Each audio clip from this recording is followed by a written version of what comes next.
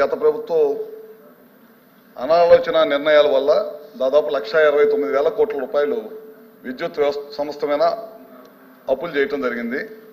అదేవిధంగా ఈ రాష్ట్రంలో పీపీఏలు అంశం చాలా పెద్ద వివాదాస్పదమైంది సార్. అది కూడా తెలుగుదేశం ప్రభుత్వంలో 14-19లో చేసుకున్న పీపీఏలు ఒప్పందాన్ని కంపెనీలకు బెనిఫిట్ చేకూర్చే విధంగా ఉందని చెప్పి రద్దు చేయడం జరిగింది.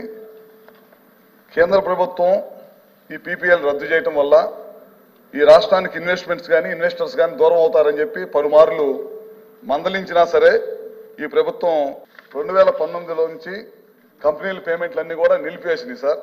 నిలిపివేయటం వల్ల కేంద్ర ప్రభుత్వం కేంద్ర మంత్రి కూడా లాస్ట్కి ఆంధ్రప్రదేశ్ రాష్ట్రానికి లెటర్ రాసి ఈ పీపీఎల్ రద్దు చేయొద్దు, రద్దు చేయటం వల్ల ఇన్వెస్టర్స్ దూరం అవుతారు, ఈ రాష్ట్రానికి విద్యుత్ సంస్థ చాలా పెద్ద ఎత్తున దెబ్బతినిద్దని చెప్పి పలుసార్లు మందలిచ్చినా సరే ఈ ప్రభుత్వం పెడచెవిని పట్టడం వల్ల ఈ రాష్ట్రానికి చాలా పెద్ద ఎత్తున నష్టం జరిగింది.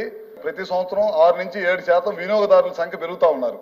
కానీ గడిచిన 5 సంవత్సరాల్లో 1 మెగావాట్ ఉత్పత్తి కూడా ఈ ప్రభుత్వం కొత్తగా తీసుకురాలేదు. ఎందుకంటే ఈ రాష్ట్రం అంటే భయభ్రాంతులకు గురైపోయారు. ఒక్క ఇన్వెస్టర్ కూడా వచ్చి ₹1 కూడా ఖర్చు పెట్టలేని పరిస్థితి ఉంది. అందువల్ల చాలా పెద్ద ఎత్తున ఈ రాష్ట్రం విద్యుత్ సంస్థ చాలా పెద్ద భారం మోయాల్సి వచ్చి కంపెనీ విద్యుత్ వ్యవస్థ మొత్తం కూడా దెబ్బతింది సార్.